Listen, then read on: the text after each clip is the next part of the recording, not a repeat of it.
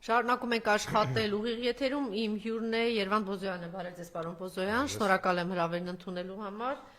Այսօրը եթե վերնագրեին, կարող ենք ասել գժանոցից գիժ է փախչել, հայ ժողովուրդ արթուն կացեք,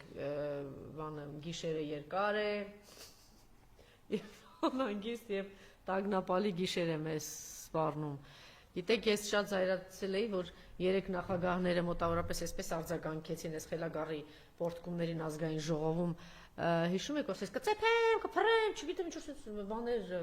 հողավում էր նախագահների հետ կապված ինչ-որ բաներ եւ մոտավորապես նույն բանն էին ասում, որ հոգեբուժարան գժանոց բան պետք է անեն, բայց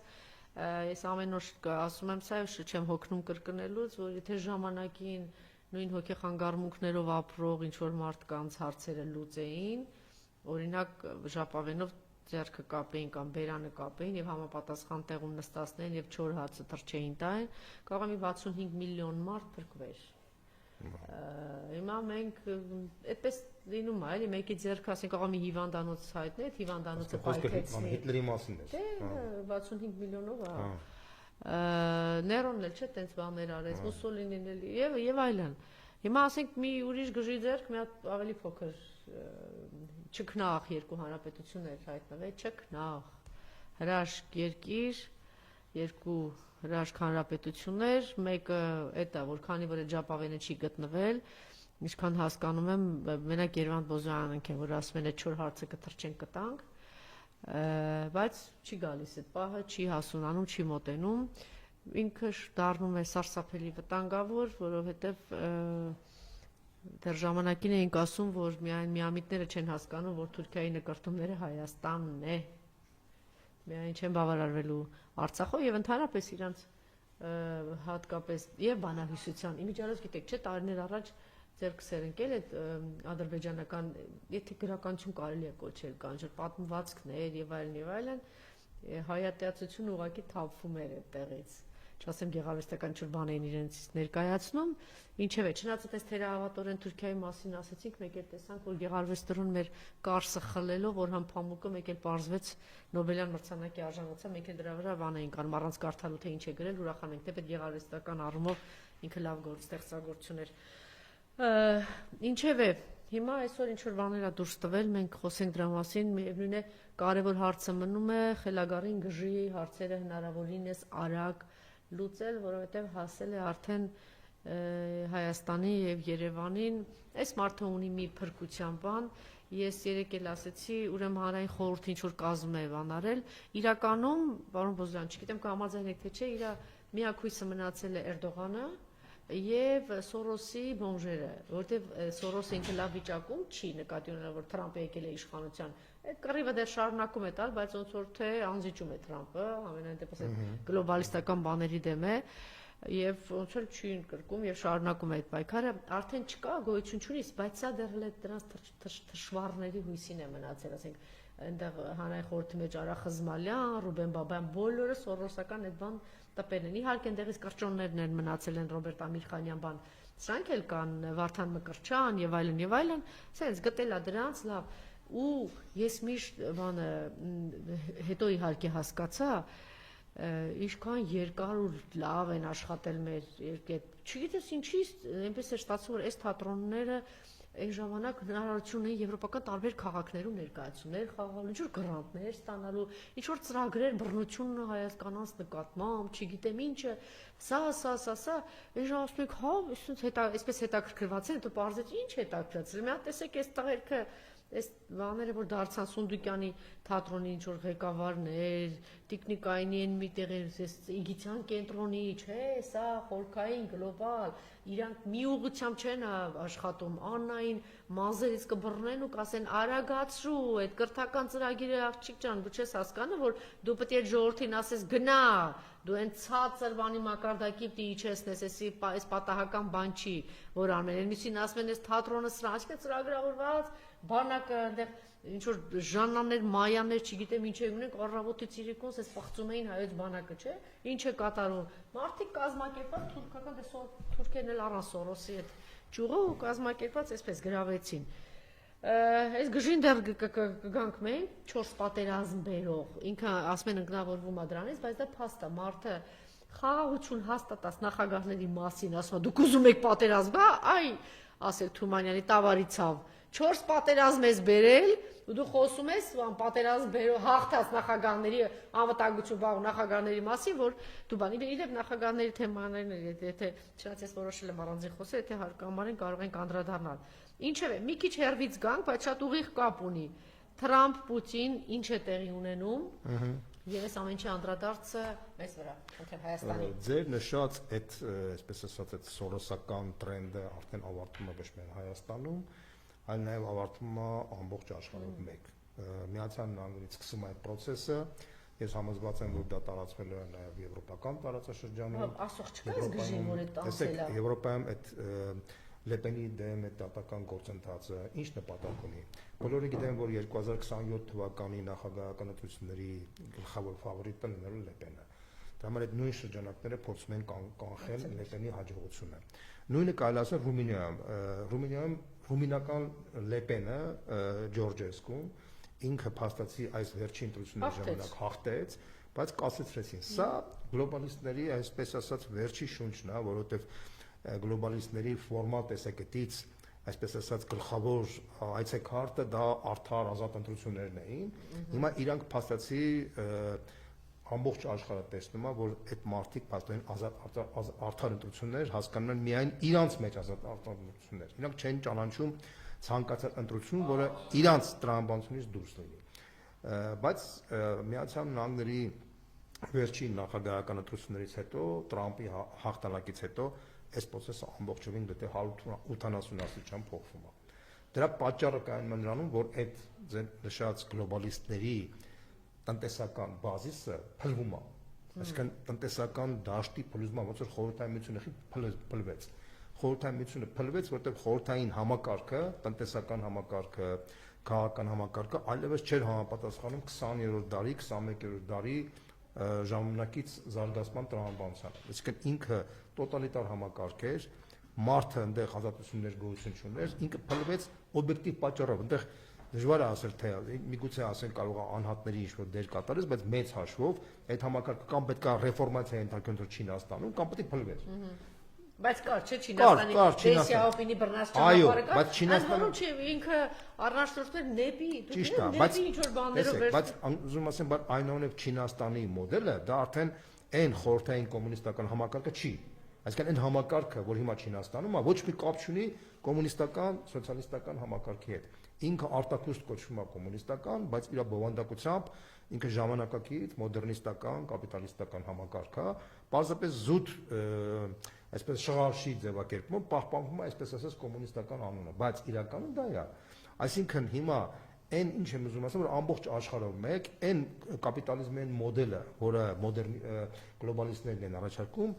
ավարտվում է իր առաքելությունը, որտեղ ինքը տնտեսական իմաստով փլված։ Տեսեք, օրինակ բերեմ, Ֆրանսիայի պարտքը, արտաքին պարտքը գերազանցում է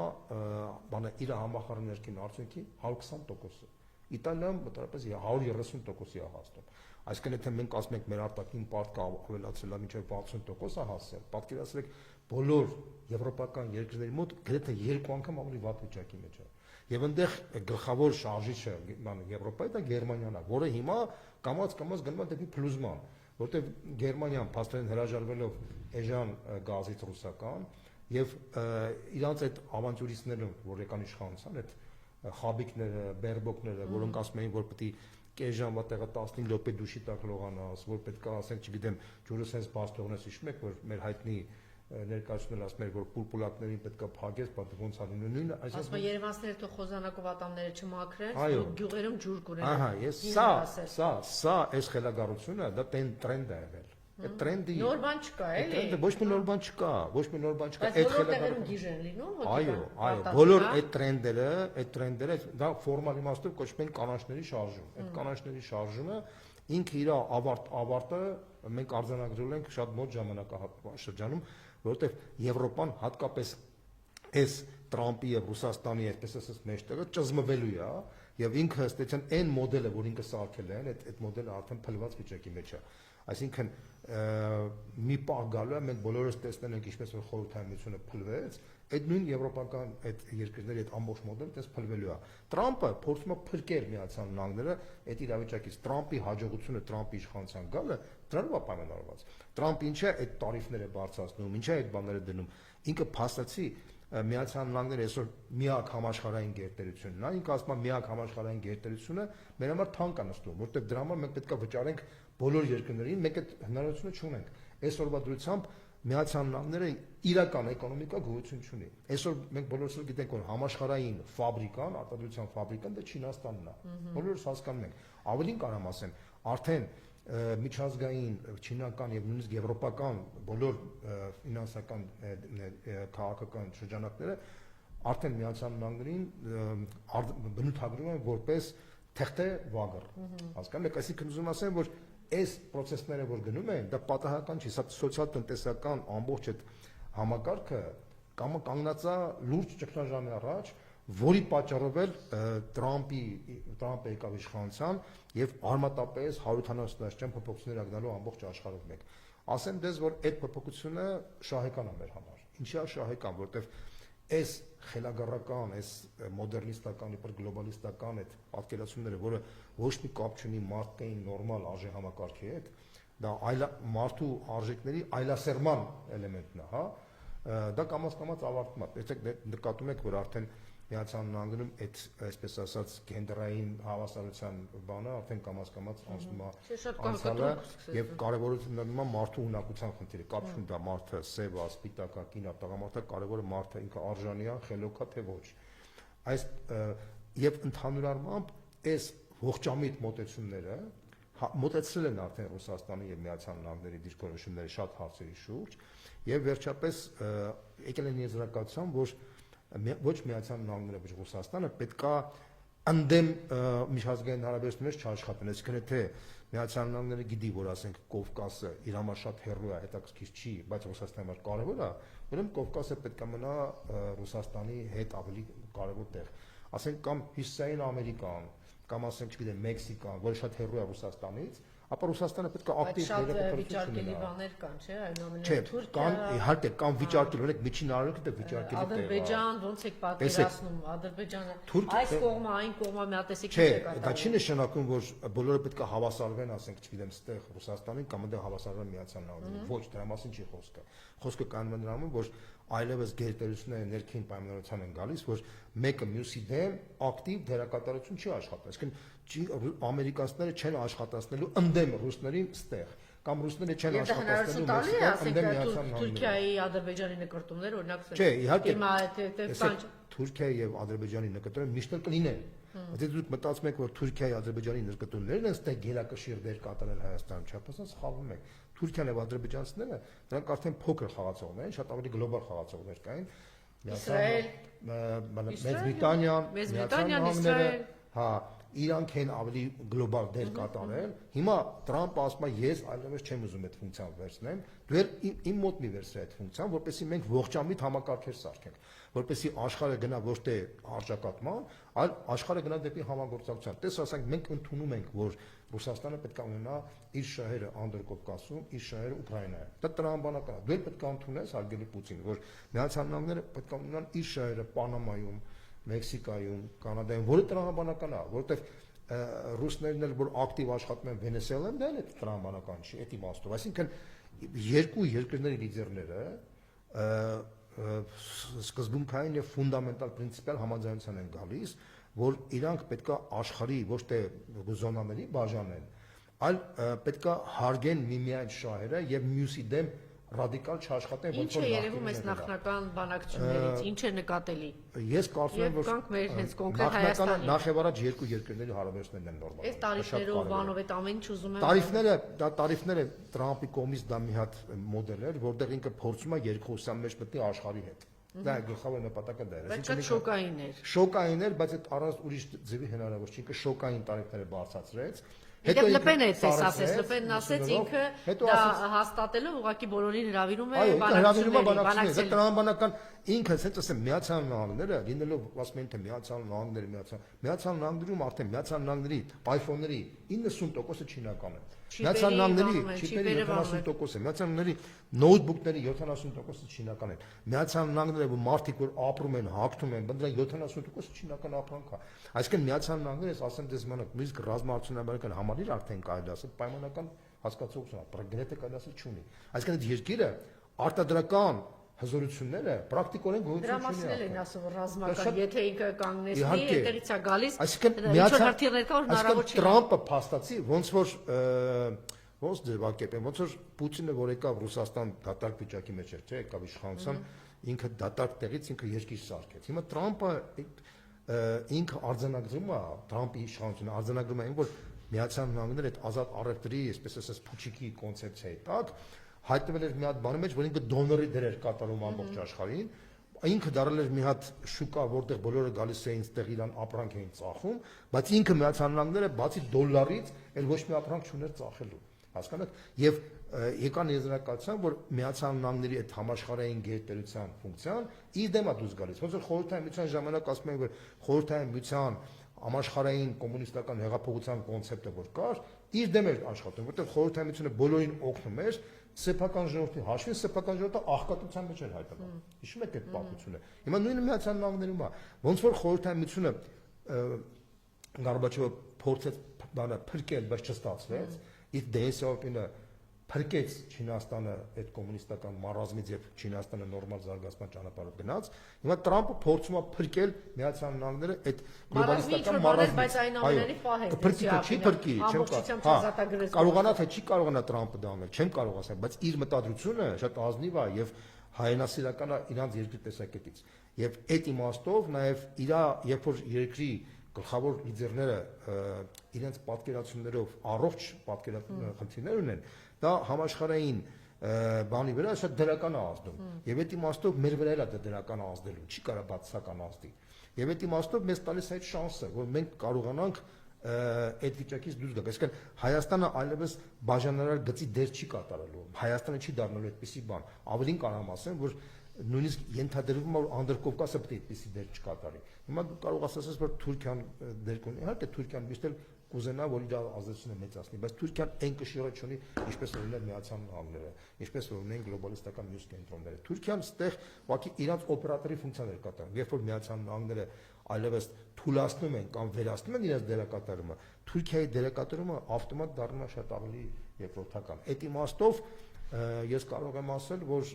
մեր համար շատ ավելի դրական պոտենցիալ շանսեր է բացվում, բայց այդ շանսերը մենք կարող ենք կյանքի կոչենք միայն այն դեպքում, երբ որ մենք կարողանանք ներքին կյանքում փոխենք այս իշխանությունը, որովհետև մեր ներքին քաղաքականության մեջ էլ է այդ բաժանագիծը գնում։ Աշխարհաքաղաքական բաժանագիծը գնում է նաև մեր քաղաքական դաշտում։ Այդ դաշտը պետք է փոխենք, որպեսզի մենք կարողանանք նորմալ զարգանանք, որպեսզի մենք կարողանանք համերաշխություն մտցնենք մեր ժողովրդի մեջ, որպեսզի մենք կարողանանք այդ ատելությունը վերացնենք, այս իշխանությունը պետք է վռնդվի։ Այս իշխանությունն է բերել ատելություն, կեղտոտություն, սրիկայություն, այս իշխանությունն է բերել սրիկայություն, անբարոյականություն, մեկը մյուսի հանդեպ բարեկամների մեջ կռիվ, հարևանների մեջ, ընկերների մեջ խժդժություն, այս իշխանությունը բերել է պարակտել է, այդ պարակման արդյունքում երկիրն է քայքայված վիճակի մեջ, մենք Արցախը կորցրեցինք, այսինքն այս ամենը միակ տարբերակը որպեսզի մենք կարողանանք դուրս գանք, այս իշխանությունը պետք է վռնդվի։ Սա թիվ 1 խնդիրն է Հայաստանի առողջացման համար։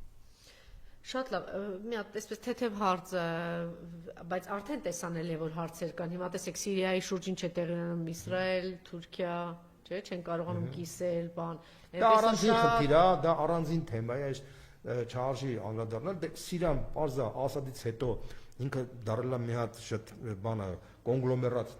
մի տարածք է, որտեղ տարբեր կոնգլոմերատ կա, որտեղ դա մի ազգ չի եղել։ Այնտեղ քրդեր կան, այնտեղ ալավիներ կան, այնտեղ դրուզներ կան, այնտեղ սյունի արաբներ կան։ Ամեն մեկը ուզում է փորձում է իր կուսոկը վերցնի։ Իսրայելը դրուզներին օգտագործում է որպեսզի իր դիրքերը ուժեղացնի, որտեղ ինքը մտավախություն ունի, որ եթե Սիրիան ուժեղանա, կարա Թուրքիայի պրոքսի երկիրը դառնալ, իր համար վտանգավոր է։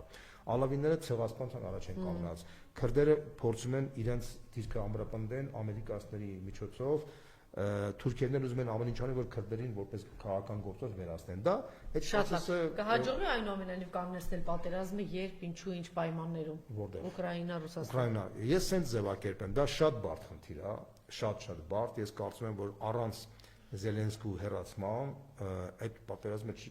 կարող կանգնել, որտեղ եթե պատերազմը կանգնի, հաջողից ասում են 4 հոգու մարիոնետներ իրաց ձեռքի խաղալիքներ։ Կապ չունի, ես sense ձևակերպեմ, անկախ ամեն ինչից, եթե օրինակ եմ ասում, իշխանությունը փոխվի եւ գա մի մարդ, որը պատասխանատվություն չի կրել այդ պատերազմի համար, ինքը կարող է կանգնացնել։ Զելենսկին չի կարող կանգնացնել, որտեղ Զելենսկին որ կանգնացնի հարց կտանք, ասեմ պարոն Զելենսկի, եթե դու հիմա կարող ես կանգնացնել, ինչի 22 թվականին չկանգնացեցիր։ Չէ՞ որ 22 թվականին մեր գժին է չենք ասում։ Նույն բանը ասում ենք ստեղ, այսինքն տարբերություն ոչ մի տարբերություն չկա, պարզապես այնտեղ ստեղ մահացել է 5000 երեխա, այնտեղ մահացել է մոտավորապես 5 միլիոն ուկրաինացի։ Ու ես 5000 ասում եմ գոնե այն թիվը որ չկա այդպիսի թիվ, ես հիմա չեմ ուզում թվի շուրջ, անունները չկա, ես հիմա չեմ ուզում թվի շուրջ, դա էթիկական խնդիր է, ես փաստ եմ արձանագրում, որ պայմանական ստեղ 5000, այնտեղ 500,000, այսինքն այդ 500,000 երեխաների մահը Զելենսկու վրա է, եւ Զելենսկին ինչ պետք է ասի, եթե ինքը այսպես ասած պատերազմը այսինքն արտահերտ ընտրություններ կլինեն, ես կարծում եմ առանց արտահերտ ընտրությունների պատերազմը Ուկրաինայում չի կանգնի։ Դրա համար, որպեսզի արտահերտ ընտրություններ լինեն, պետք է ժամանակավոր դադարեցվի պատերազմը, որպեսզի այնտեղ կարողանան անցկացնել արտահերտ ընտրություններ։ Դրա համար հիմա Միացյալ Նահանգների եւ Ռուսաստանի մեջ գնում է բանակցություններ, որպեսզի Ռուսաստանը համաձայնվի ժամանակապես կանգնեցնի պատերազմը, որպեսզի պատերազմի կանգնեցնելուց հետո Ուկրաինայում գնան արտահայտ ընտրությունների արդյունքում մի մարդ գա իշխանության, որը կբավարարի Միացյալ Նահանգների եւ Ռուսաստանի ընդհանուր համաձայնությունը, որ Մեծ Բրիտանիան, Եվրոպան, Մակրոնը հատկապես Մեծ Բրիտանիան ամեն կերպ աջակցում են եւ թույլ չեն տալիս, որ կանգնեցնի, անգամ եթե կանգնի, մյուս կողմից Ռուսաստանն էլ ասում է շահագրգռված չի, որովհետեւ իր ճանաչած այդ տարածքները դեռ չի ազատագրել Տեսեք, ես այդ հարցին sense պատասխանեմ։ Եվրոպայի գլոբալիստական շրջանակները շահագրված չեն։ Ինչի շահագրված չեն։ Շահագրված չեն, որ պատերազմը կանգնի։ Որովհետև գլոբալիստական սաղետ էլիտաների երկրներում կա խորը տնտեսական ճգնաժամ։ Արդարացնում են դրանով։ Միակ տարբերակը որ արդարացնեն։ Բայց մյուս կողմից շարունակում են միլիոններում միլիարդներ ուղարկել Ուկրաինա։ Այո, իրանք տեսեք, մարդը որ վատ է ապրում Ֆրանսիայում կամ Գերմանիայում, մարդիկ ասում են դու վատ ես ապրում Պուտինի պատճառով։ Դու վատ ես ապրում Տրամփի պատճառով, դու վատ ես ապրում պատերազմի պատճառով։ Եթե պատերազմը կանգնի, այդ մարդը կասի ես ինչ են վատ ապրում, այդ հարցի պատասխանը չի կարող ունենալ։ Դրա համար իրանց համար այս պատերազմը դա իրանց իշխանության գոյատևման աղբյուրն է։ Դրա համար իրանք Լեպենին թույլ չեն տալիս որ ընտրվի։ Իրանք Ջորջեսկուն Ռումինիային թույլ չեն տալիս ընտրվի։ Իրանք Հունգարիայում Օրբանին, Ֆիցոին Սլովակիայում իրանք ատելի գործիչներ են իրաց, որտեղ այդ մարդիկ փաստացի իրենց երկրներում ճիշտ հակառակայինով են զարգացնում եւ դրանով վտանգում են իրենց երկրների վիճակը։ Սա շատ པարզ խնդիր է։ Գլոբալիստները ես մի ձևակերպում եմ տալիս, Անդրանիկ Թևանյանն այդ ձևակերպումը տալիս, բանը Վրաստանի ղեկավար Իվանիշվիլին այդ տալիս, դա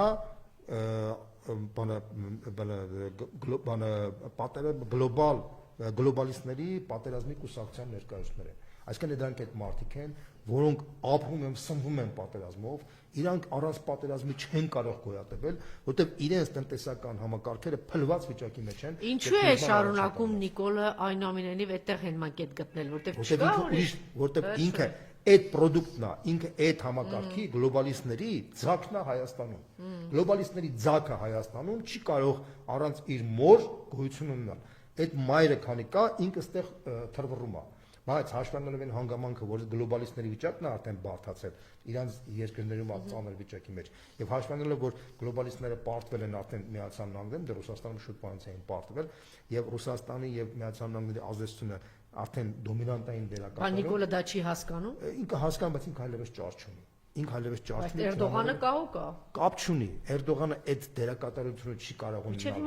այնուամենայնիվ պահումա չէ՞ դա իշխանությունը։ Տեսեք, իշխանությունը պահումա, որտեղ դեռ ակնհայտ է, որ դա անգամ այն թշվառ վիճակներում, որ ինքը հարվածներ է ստանում Ալիևից, այդ կանգնեցնում է Էրդողանը։ Տեսեք, սենց ասեմ ձեզ, էլի, այս իշխանությունը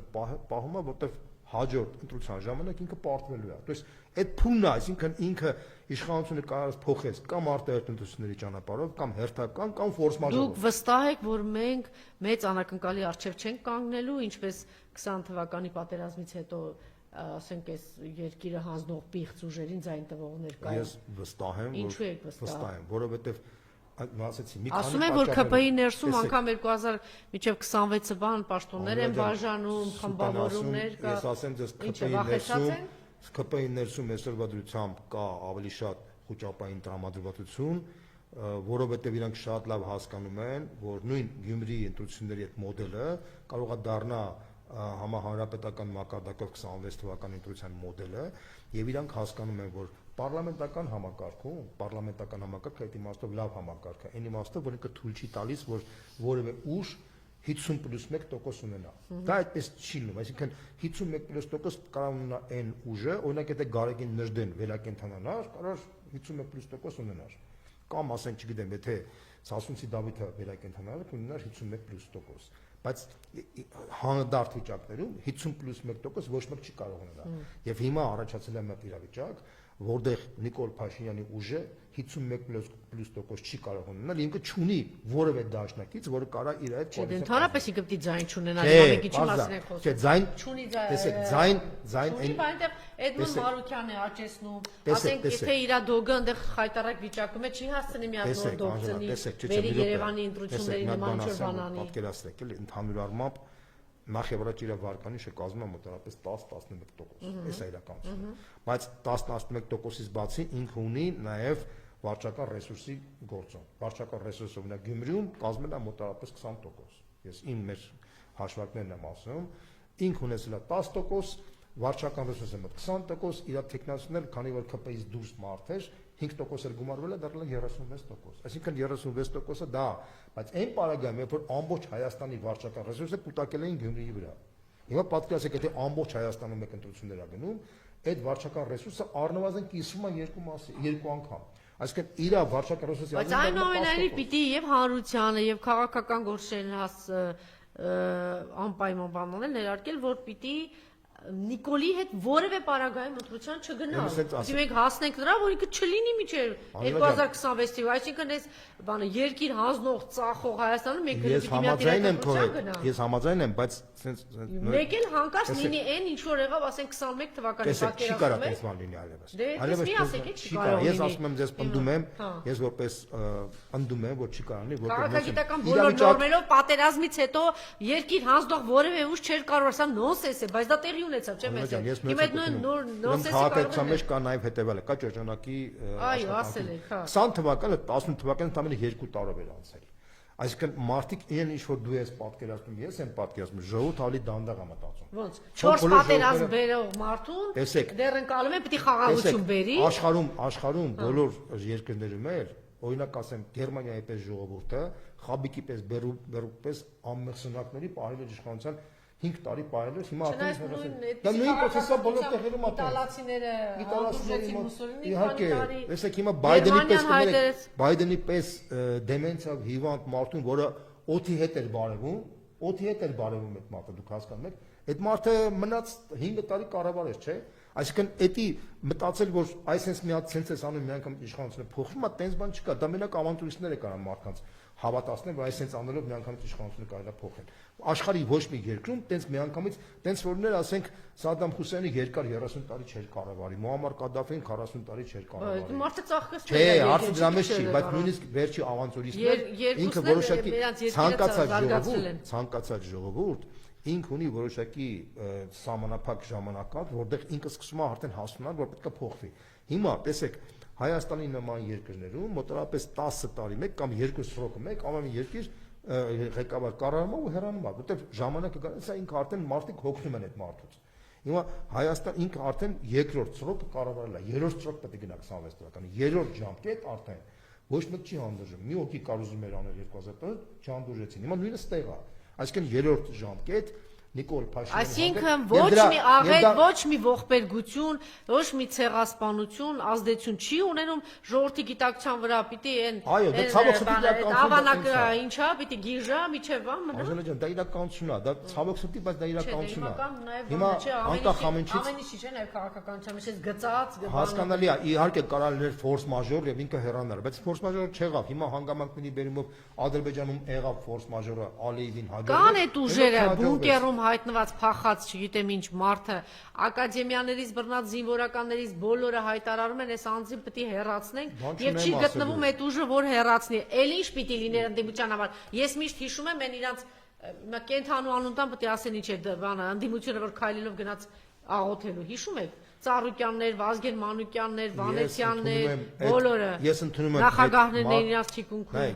եկեղեցիներ։ Ես ընդունում եմ այն բանը, որ իսկապես ընդդիմության հանդեպ դժգոհությունը հասարակության մեջ կուտակված է եւ շատ մեծ է։ Գլխավոր քարոզը պիտի լինի որևէ պարագայում Նիկոլի հետ չգնալ ընտրության։ Չէ, ես ասում եմ հետեւյալը, որ պետք է ամեն ինչ անել, որ Նիկոլին հեռացնեն։ Ոնց հեռացնել, ինչ ձևերով, ֆորս մաժորով, արտահայտ ընտրություններով, թե հերթական ընտրություններով, դա արդեն այլ խնդիր է։ Դա հնարավորությունների խնդիր է։ Ինչ է կարծում, վաղը ինչ տեղի կունենա, վստահ եք, որ Վարդան Ղուկասյանը կտրվի։ Ես կարծում եմ, որ այո, որտեղ ոչ մի խոչընդոտ չի լինի, ոչ մի բան, չեմ բոյկոտի արդյոք Նիկոլենք ինչ կբանեսնի, ինչ որ մի նախադասություններ, չէ, ասե, դուք գնացեք ձեր արեք, մոտավորապես մենք կանենք։ Լսեք կարս Դե գիտեք, ես մի բան ասեմ ձեզ, եթե իրանք փորձեցին այստեղ այսպես ասած ընտրական ինստիտուտը խաթարեն,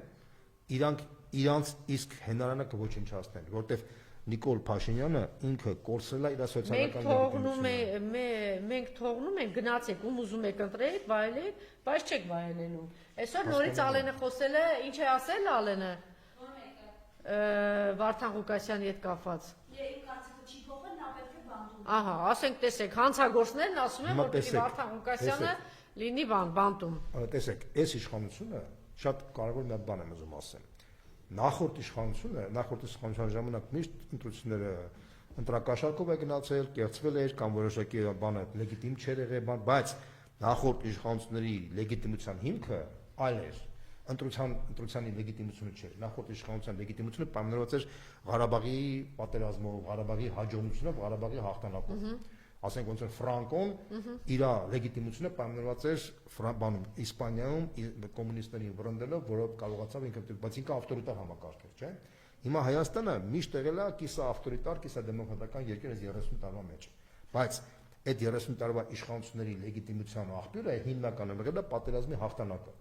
հաղթանակը։ Նիկոլ Փաշինյանը հիմնական, բայց ոչ միայն։ Հիմնական, այո։ Նիկոլ Փաշինյանը տնտեսական աճ են արձանագրել։ Այո, բան չունեմ ասելու, ճիշտ է։ Նայեք, տեսեք, տնտեսական աճ եղել է հիմնականում երկրորդ նախագահի կառավարման ժամանակ։ Հիմա տեսեք, բայց մյուսներն էլ են կարողացել իշխանությունը պահել։ Այդ իշխանությունը որ պահել են, հիմնական դրա աղբյուրն եղել է հաղթանակը։ Եթե հաղթանակը չլիներ, դրանք այդ իշխանությունը չէին կարող պահել։ Նիկոլ Փաշինյանը մի հատ ղեկավարն է, որը չունի այդ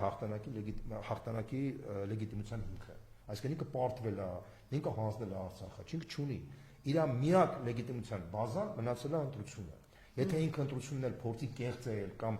ծաղրել կամ խեղաթուրել, ինքը միանշանակ կկորցնի իր իշխանությունը, որտեղ ինքը իշխանության էլ որևէ լեգիտիմություն չունի։ Ինչ նկատի ունի, որ պնդումը մեկը մենք կանենք մերը։ Գիտեք, ասեմ ինչա անում։ Իրանց պետք է որ խուճապա։ Հիմա իրանք ասում են մենք Այս լրտի սանձարցակ պահվածքը խուճապի դրսևորում, հա։ Ասեմ, դա սովորաբար քաղաքականության մեջ sense բան կա։ Մարդիկ սովորաբար ուժեղ գոռում են, որպեսզի գոռալով իրանց վախը բանը փակեն, կոծկեն։ Հիմա իրանք քան որ վախի մեջ են ապրում։ Իրանք սկսում են գոռալ, բոռալ, այդ գոռոցը իրանց ոչ թե ուժն է ցույց տալու թուլությունը։ Ընդհանրապես քաղաքականության մեջ երբ որ մարդը սկսում է շատ գոռալ, այդ մարդը դրանով այդ գոռալով ինքը ոչ թե ուժն է ցույց, թուլությունն է ցույց տալիս։ Դա որ սովորաբար քաղաքականության մեջ այն մարդիկ, ովքեր որ չեն գոռում էլ հանգիստ, նրանք ասեն Պուտինը շատ հանգիստ է, չէ՞ իրան պահում, երբևէ չեք նկատել ինքը գոռա, բոռա, չէ՞։ Որտեղ ուժեղ մարդը ինքը հանգիստ հանդարտ վիճակում է ինքը իր գործողություններով է ուժեղ լինում, այլ ոչ թե իրան։ Միջազգային մեր երեք նախագահներն էլ այդպեսին են։ Հա, այդ եմ ուզում ասեմ, իրանք ոչ մեկը գոռացող չեն եղել։ Հա, ամենահավասարակշռությունից երբեք դուրս չեն եկել։ Ոչ մեկ երբևէ գոռացող չեն եղել, դրա էլ այդ ուժը գոռալու մեջ չի։ Հիմա սրանք որ գոռում են, այդ գոռալով իրանք վախերն են ուզում կոծկեն։ Վախերն են փորձում թաքցնել, որը հասկանալի է։ Այդ գոռալու վրա լուրջ ուշադրություն դարձնել չի կարելի։ Հասկանում եք, բայց բոլորի համար պարզ է, որ իրանք են հասկացել, որ ըստ էության 26 թվականի առնվազն ամենաուշը 26 թվականը չեն լինելու, եւ քանի որ չեն լինելու, իրանք հիմա որպես իրանք բանը չփլվի, հիմա դրա համար իրանք հայտարարում են, որ մենք հաղթելու ենք, մենք ճրձվելու ենք, մենք ոչնչացնելու ենք, իրանք բանտ են։ Ինքը տես բաներ պետք է ասի, որպեսզի իր թիմը տակից չփախնի։ Շատ հասկանալի վիճակ է, շատ տրամաբանական է։ Եթե ես Աստվածյան, եթե ես իրանց տեղն էի, նույն բանը կանեի, որպեսզի իմ թիմը կարողանա տակից չփախներ։ Սա է խնդիրը։ Վստահ եք, որ Գյումրիում կլինի եւ հիմա այս բանն է պատտում, որ պոլիփեդ էլ դնեն Նիկոլի դիմաց հաղթելու է։ Տեսեք, ամբողջ խնդիրը կանում է այն բանում մեջ, որ ինքը մենակ Գյումրիում չպարտվեց, ինքը պարտվեց նաև Փարաքյարում, ընդ որում պրոպորցիան նույնն էր։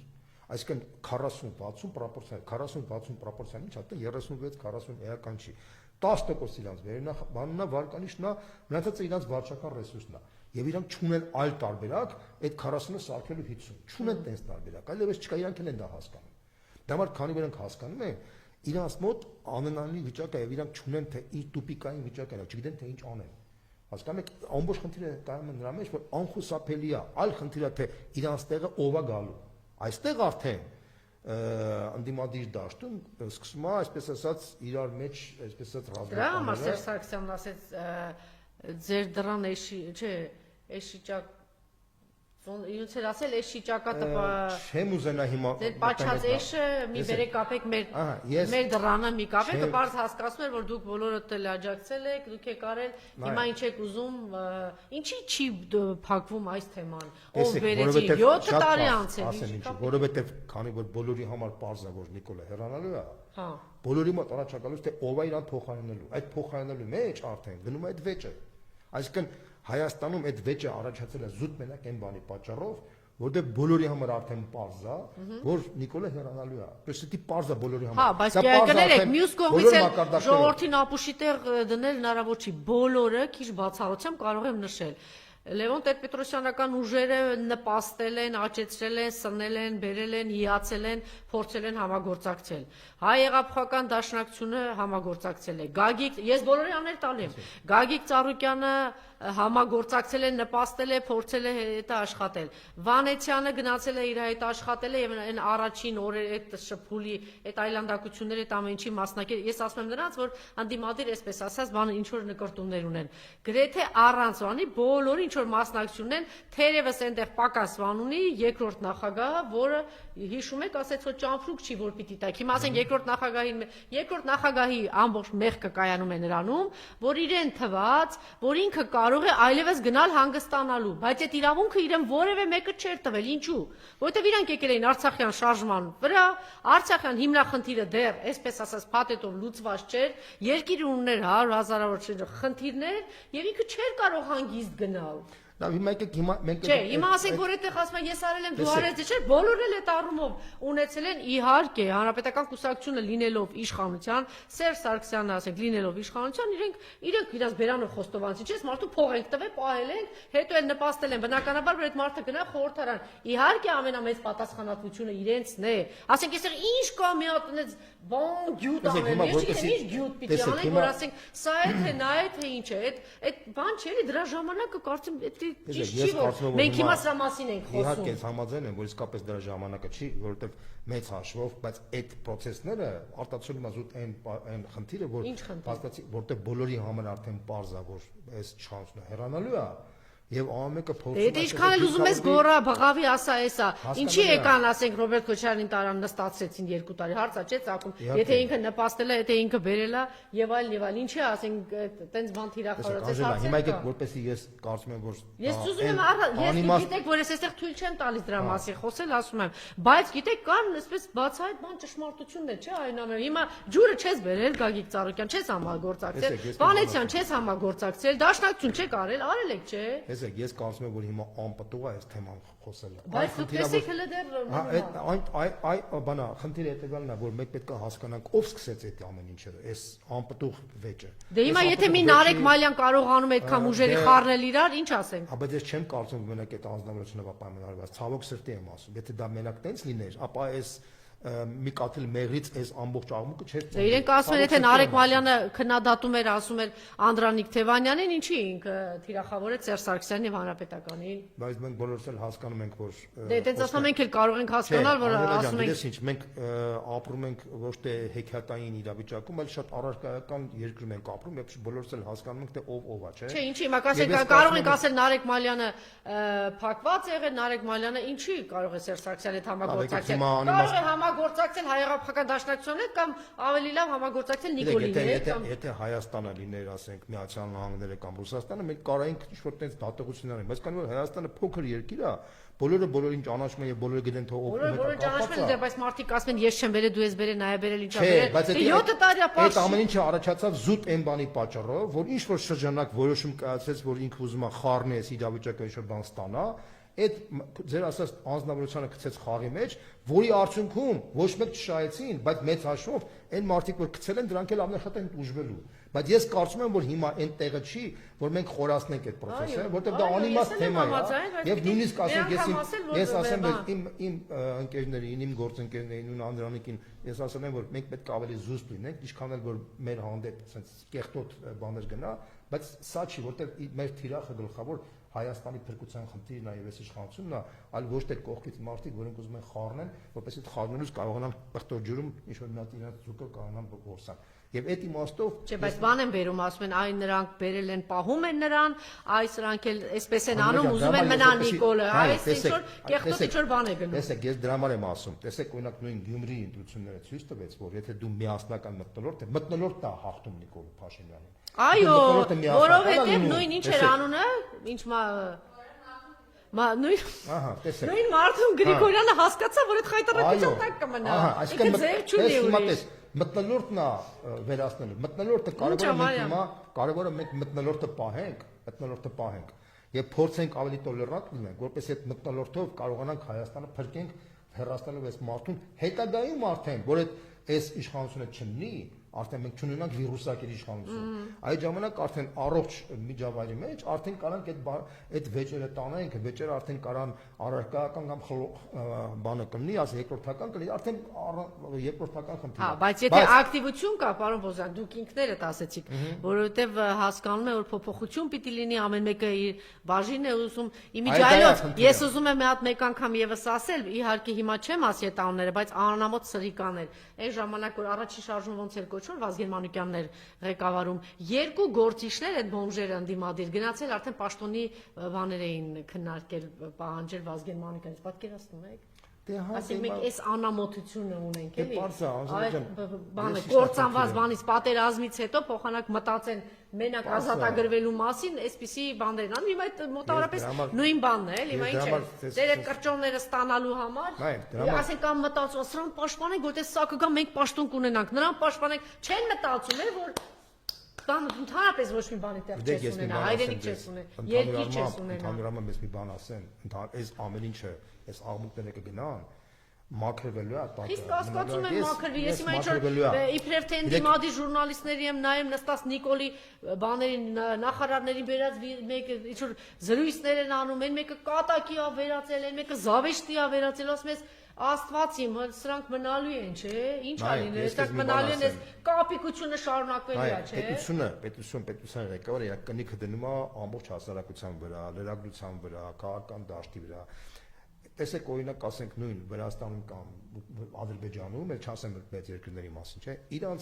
քաղաքական վերնախավի մակարդակը, իրանց լրագրողների մակարդակը մի կարգով տարբերվում է, ֆունդամենտալ է տարբերվում, դու ոչ մեկ չնեղանա դրանից, շատ ֆունդամենտալ։ Մեր մոտ բամբասանքն է դարձել գլխավոր ապանը, օրակարգը, բոլոր քաղաքական դաշտում, լրագրողական դաշտում, հանրային դաշտում բամբասանքից դուրս ուրիշ բան չկա։ Իրանց մոտ իրանց երկրների անդեպ անեց առարկայական օրակարգեր են դնում։ Ուղղակի նախանձից մեռնում ես վրացիների մոտ, ադրբեջանցիների մոտ, ադրբեջանցիները անենց խնդիրներ են քննարկում իրանց երկրների Բայց կար ժամանակ որ մենք էլ ենք այդպես միշտ թեմաների շուրջ։ Իհարկե, բայց մենք հետ զարգացում ունեցանք, իրանք առաջ զարգացում ունեցան։ Բայց դա արդեն չեմ ուզում ասեմ, բայց ես մի բան կարամ ասեմ, որ համոզված եմ, որ այս իշխանապողությունից հետո շարքային իշխանապողություն չի լինելու։ Սա լինելու է ֆունդամենտալ իշխանապողություն։ Տեսնեք, նայած թե ով է գալու իշխանության։ Բան չունեմ ասելու, բայց Այդ մեր իմացած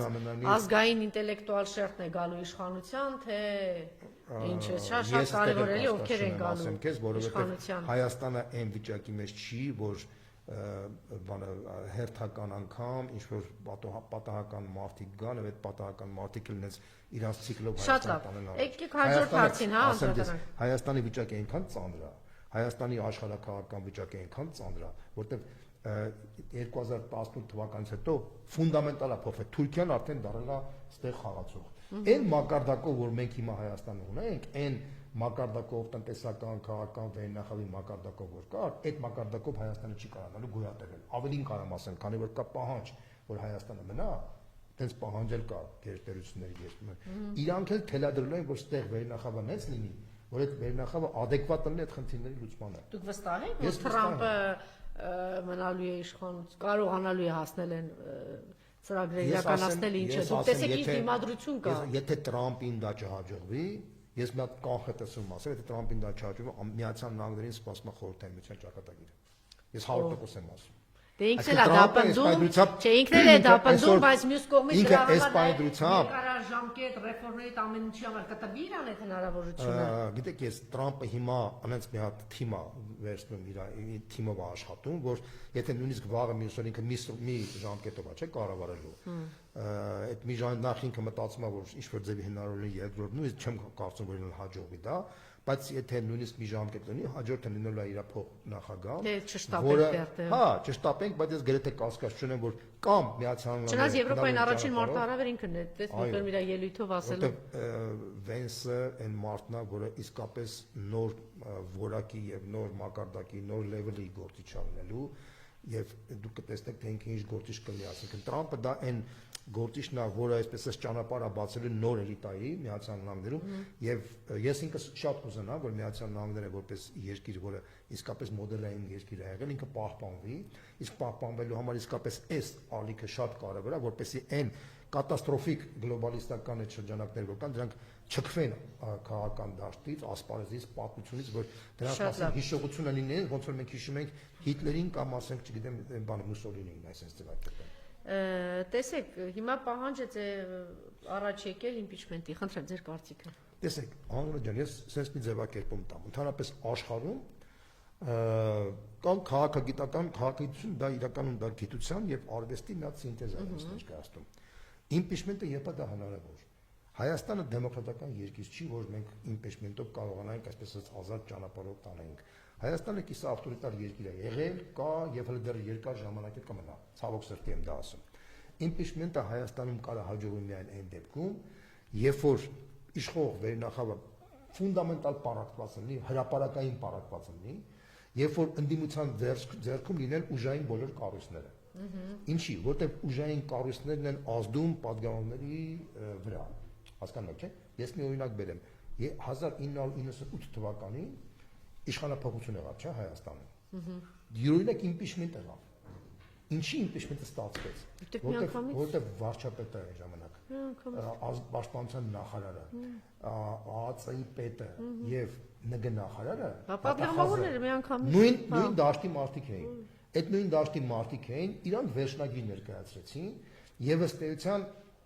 գործող նախագահան, ղեկավարը անընտրանք չուներ, որովհետեւ անընտրանքի բացակայության պայմաններում իր թիմը պարակտվեց, փլվեց, իր թիմը տակից փախավ, որովհետեւ թիմը պահպանվում է մենակ այն ժամանակ, երբ որ ինքը կամ հավատում է իր ղեկավարին, կամ վախի տակ, ղեկավարը վախի տակ պահում է այդ թիմին։ Հիմա Նիկոլ Փաշինյանը իր թիմին վախի տակ պահում է, պատանդի կարգավիճակով։ Այսինքն, եթե որևէ մեկը փորձի ճողոպրել, կհայտնվի Հովիկ Աղազարյանի վատ տեսակի օրը։ Այսինքն, հարց եմ տալիս ձեզ, ցանկացած իրաց տեխնացու կարա ստորագրի իմպիչմենտը, իհարկե ոչ։ Այսինքն, այդ իմաստով իմպիչմենտի հաջողության հավանականությունը ես համարում եմ 0։ Ավելին կարող եմ ասեմ, տեսեք, մենք ունեցանք Սրբազանի շարժումը, չէ՞։ Սրբազանի շարժումը հավաքեց 60,000 մարդ։ Դե իրենք է պնդում են, ասում, եթե մենք չանենք, պետք է անենք, որ հասկանանք։ 60,000 մարդ հավաքվեց, բայց իմպիչմենտը չստացվեց։ Ինչի չստացվեց։ Որտեղ այդ ԿՊ-ական պատգամավորները չեն վախենում փողոցից։ Իրանք վախենում են ուժային կառույցներից, դատախազությունից։ Իրանք վախը դեղ է։ Եթե դու կարողանաս ներքին գործերի նախարարին, պաշտպանության նախարարին, ԱԱԾ-ի պետին, դատախազին քո մարդը սարքես, օրինակ եմ ասում, հիպոթետիկ, չէ՞, այդ ժամանակ դու կարաս impeachment անես, ոնց որ եղավ 98 թվականին։ Այլ տարբերակով impeachment օբյեկտիվ է, դա չի կարող լինի։ Հիմա դա կամ անգլիացիական արդյունք է, կամ խափեություն է, բայց ես համոզված եմ, որ բազմաթիվ ազնիվ մարդիկ, օրինակ դու կարող ես հավատաս այդ բանին, բայց դու կտեսնես քանի օր հետո կլինի, դու կարող ես կառաջանա հիասթափություն։ Չէ, ես ճիշտ ասած գիտեմ, որ դա սխալ բան է, բայց դա սխալ բան է, բայց ես համար եմ ասում, ես նույնպես եմ կրկնում, impeachment-ը դա այս պայմաններում, դա դե իրենք նաև ասում են, մի բան համաձայն են, որ իրենք ասում են, այն ինչ որ պիտի անի խորհրդարանական ընդդիմությունը չի անում, այո, պահանջեք, պարտադրեք, շատ վատ են աշխատում երկուսն էլ, մաքսիմում չեն աշխատում, աչքերով ես լրիվ համաձայն եմ դրա հետ։ Բայց մյուս կողմից մենք պիտի ինչ-որ մի բան անենք, որ սկսեն աշխատել։ Տեսեք, ես ինքս հիմա ինձ շահավետ կլինի, որ զուտ պոպուլիզմի տեսակետից սկսեն դատապետել խորհրդարանական ընդդիմության, ասեմ ինչ, բաներ, վատ են աշխատում, ամոթ իրանց բան, բայց ես դες բան չեմ կարող ասեմ, որտեղ դա պոպուլիզմ է, էլեմենտար պոպուլիզմ է, էլի։ Չեմ ասի, որ իրանք շատ լավ են աշխատում։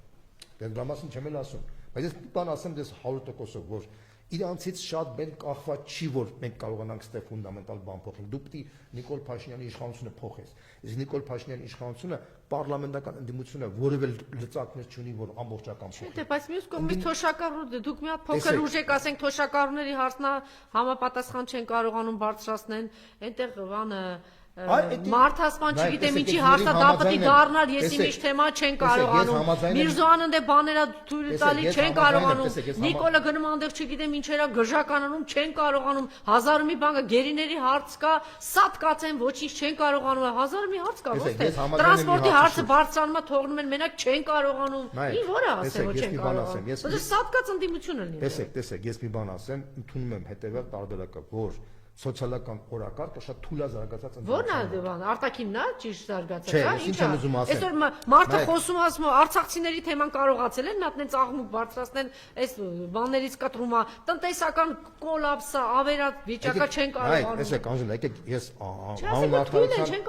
հանուն արդարության ասեմ։ Ես ինքս իրանց հետ կապ չունեմ, բայց մի բան կարամ ասեմ, որ եկեք երկու ծայրագության մեջ չհայտնվենք։ Այդ մարդիկ հարցերը հա դնում են ու դնել են։ Այդ մարդիկ տեսեք, դիմադրության շարժում արեցին, մեծ պայքար փորձեցին բան արեցին, չստացվեց, չէ։ Ասել որ այդ մարդիկ ազնիվ չեն, բան չեն, չի կարող։ Ո՞վ ասում ազնիվ չեն։ Իրանք շատ ազնիվ պարտեզ մարդիկ են։ Պարզապես հա, այլ խնդիրը որ ես ինչքան է քննադատեմ, մեկը ազգային ընդդիմության կողմն է, դա հարցը։ Ինչ եմ ուզում ասել։ Դա երկրորդ կարծիք չկա։ Եկեք ոչ թե մենք իրանց փորձենք դատապետենք, որը ճիշտ տարբերակ չի։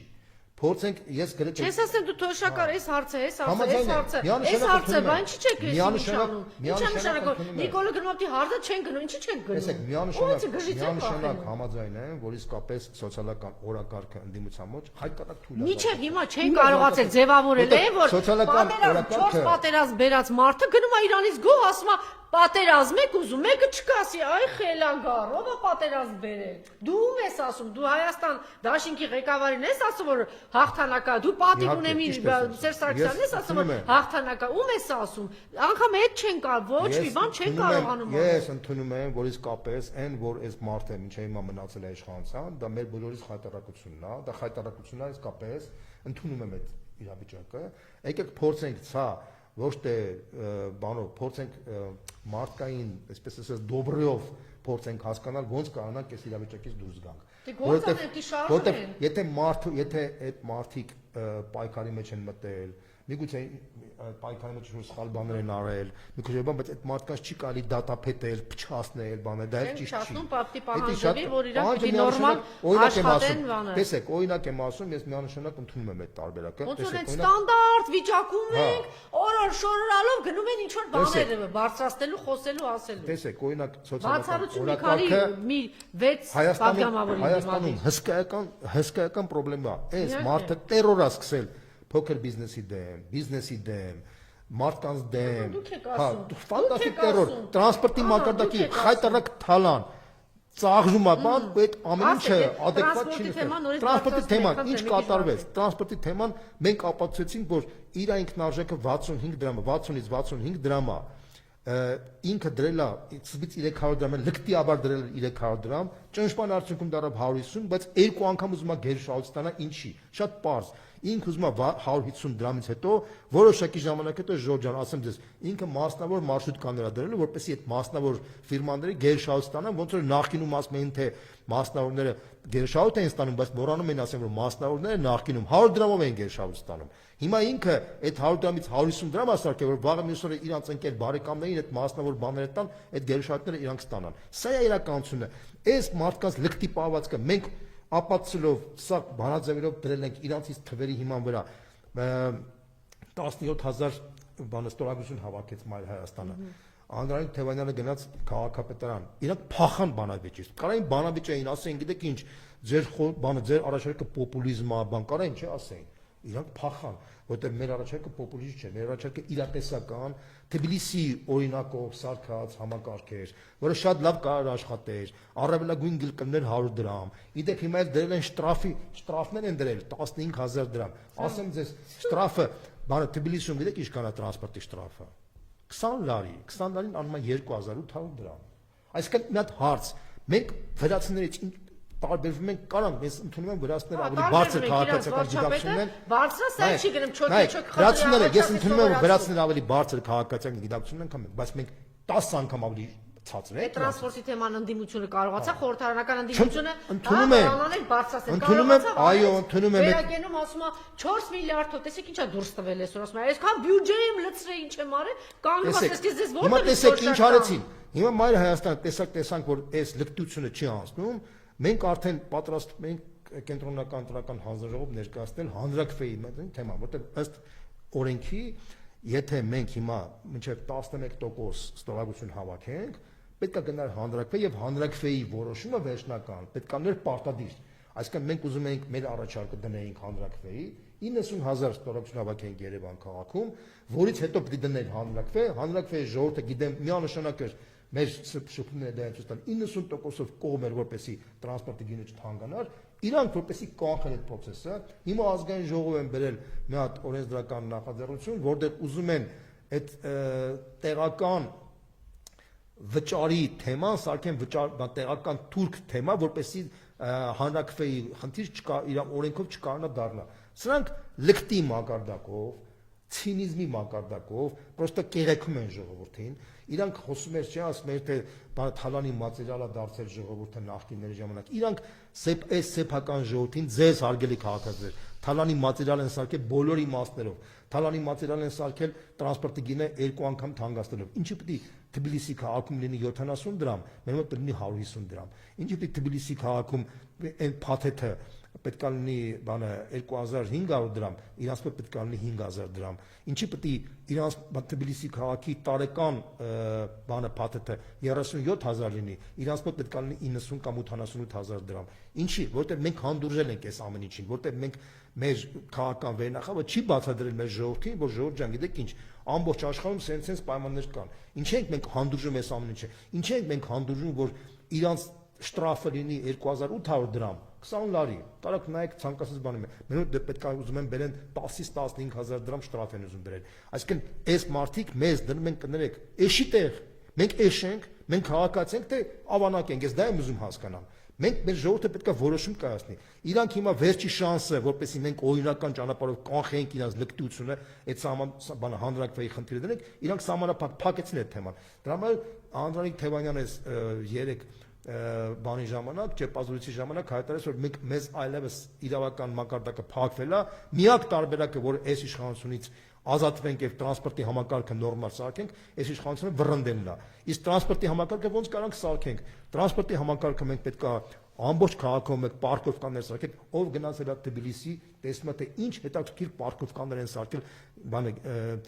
գետնի տակ, գետնի վրա, տարբեր տեղերում բաներում, որի արդյունքում կենտրոնական հիմնական ճանապարհները, իրանց փողոցների ճանապարհների այդ մայթերի տեղերը արդեն կարմիր գծեր գոյություն չունեն, դեռ մենակ տրանսպորտի աշխատանքը, տրանսպորտը ինքը արդեն գրեթե 90%-ով Թբիլիսի քաղաքում ինքը ունի արդեն առանձնացած գծեր։ Հայաստան Երևան քաղաքը ել ավելի հարմար է այդ իմանալով, որտեղ ի տարբերություն Թբիլիսի փոքր նեղ ճանապարհ փողոցներ չեն, մենակ լայն փողոցներ են, որ խորհրդայնության ժամանակ են կառուցվել։ Այսինքն Հայաստանում առաջինը սարքում է այդ պարկովկաները, երկրորդը այդ ճանապարհները ազատում է այդ կարմիր գծերից առանձին տրանսպորտի գիծ է սարքում, տրանսպորտը սարքում է դանդաղ տաքսիի կոնցեպտով, որտեղ մարդը վերջնի իր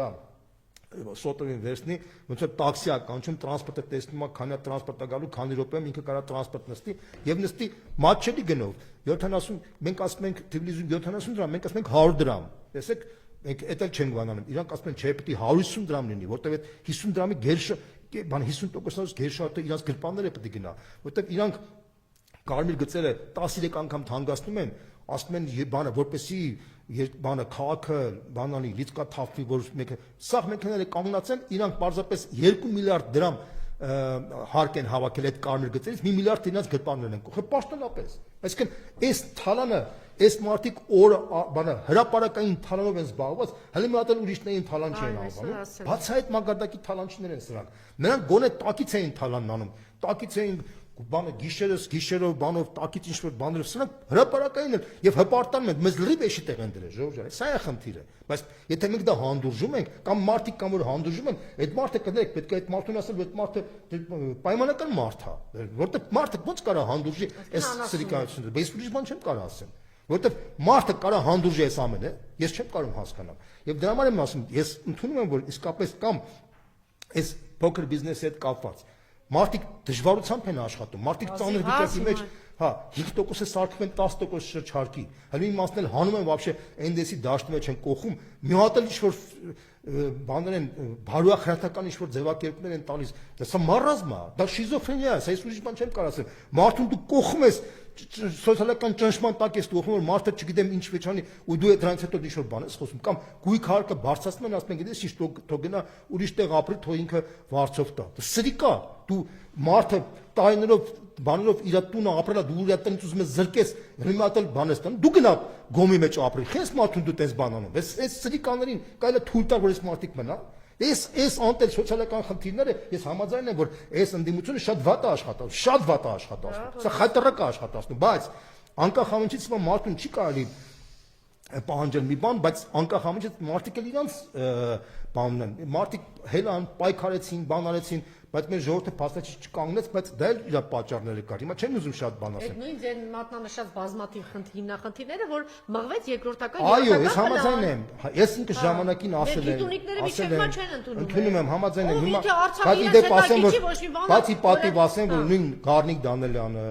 Քրիստինե Վարդանյանը, որոնք շատ, հա, շատ բարձր են գնահատում իրանց մարդկային, քաղաքացիական պահվածքը, բանը շատ բարձր եմ գնահատում իրանք էլ, բայց ես կարծում եմ, որ եթե բոլորը իսկապես այդ սոցիալական օրակարգը վերցնեին, ես կարծում եմ, որ երկրում ճիշտ է փոփոխություն չէ լինի, բայց մարդկանց գիտակցության մեջ ավելի արագ փոփոխություն կլինի, որտեղ մարդիկ կտեսնեին, որ ի վերջո իսկապես փոքր բիզնեսը այսքան պայքարում է, այդ adekvat աջակցությունը չի ստանում, ասենք, չի կարելի sense բան, որտեղ այս մարդկանց չի կարելի մենակ թողնել հասարակ քաղաքացին, մենակ պետք է չմնա իր պրոբլեմների առաջ։ Այս մարդիկ սադիստներ են, սրանք քաղաքական սադիստներ են, դա ես ոնց ձևակերպեմ, ես սրանք ես չգիտեմ, իրանք բանը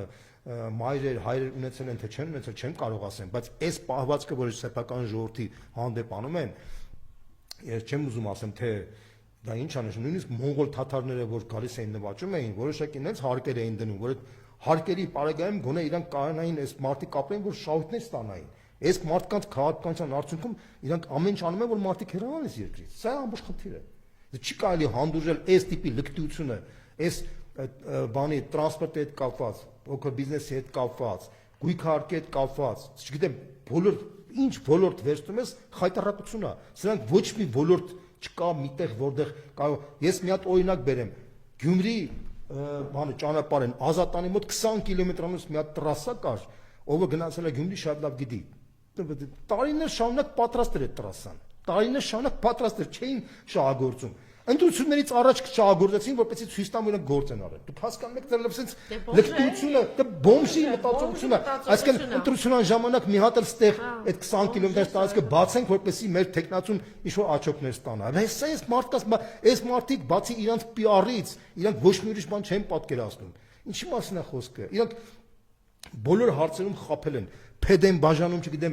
լույս են միացնում, բան են անում, ասենք, բոլոր տեղերում, ասենք, կանեմ մոդելով Գյումրիում կամ Երևանում անում են, բայց մյուսները հանգարց մեկին ինչ-որ մեկին բան չխոստանալ, վայ, մի անգամից ընտրակաշառքի մեջ կարային մեղադրել։ Այս երկերեսանի, կեղտոտ այս համակարգը պետք է մենք փոխենք ֆունդամենտալ։ Ես համաձայն եմ, որ իսկապես պետք է մենք լուրջ մակարդակի ամբողջական, ազգային, սոցիալական, միասնական օրակարգ ձևավորենք, որպեսզի մարդը հասկանա, որ իր համար հոգացող կա, այս շարքային հասարակ մասը դեռ չի զգացել դա։ Մենք ինքներս Մայր Հայաստանը Երևան քաղաքում աշխատելով, մենք տեսանք, որ մարդիկ մենակ են, մարդիկ ուրախացան, մարդիկ տեսնում են, որ իսկապես իրանց բանների հոգսերի համար բան կար, բայց դա բավարար չի։ Մենք պետք է ընդհանուր երկրի մակարդակով։ Ես Գյումրիում գնացել եմ օրեր շարունակ մարդկանց հետ շփվել եմ, սարսափելի վիճակ է, մարդիկ շատ սարսափ, այնտեղ թաղամասեր կար, մուշ թաղամասի, ասենք տեղերում կար շերամ, ոնց որ ասենք Ստալինգրադյան ճակատամարտից հետո մարդիկ սարսափելի վիճակի մեջ են ապրում։ Ես ինքս ամաչում եմ, որ ես այն երկրի քաղաքացին եմ, որտեղ տես մարդ է ապրում։ Ես մտածում եմ, որ տես մարդիկ հիմնականում Աֆրիկայում են ապրում, բայց փաստորեն մեր համակարգացիները այս վիճակի մեջ են, դա ամոթ է մեր համար։ Մենք պետք է ամեն ինչ անենք, որ տես մարդ այլևս չլինի։ Սա խնդիր է։ Մենք ինքներս պետքա մենք ստաֆելա պետք մեզ։ Մենք այս պետք է մի հատ օբշի մատ նայենք հայլու մեջ, մենք հասկանանք թե մենք ինչ ենք անելու։ Շնորհակալություն։